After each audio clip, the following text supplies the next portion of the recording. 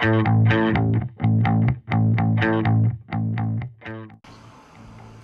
this is Volcanoes 101. Today, we will be discussing the three types of volcanoes. There are a few important factors that we will need to know in order to distinguish them from one another. One thing to keep in mind is that when a volcano has high viscosity, it will erupt very violently. Let's get started.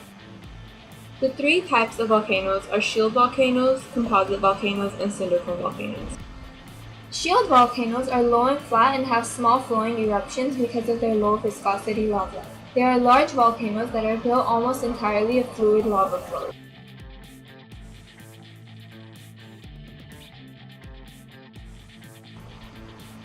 Composite volcanoes are a mixture between shield volcanoes and cone volcanoes.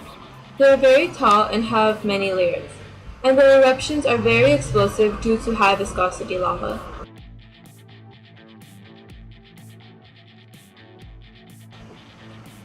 Cinder cone volcanoes are the smallest in comparison to the other volcano types.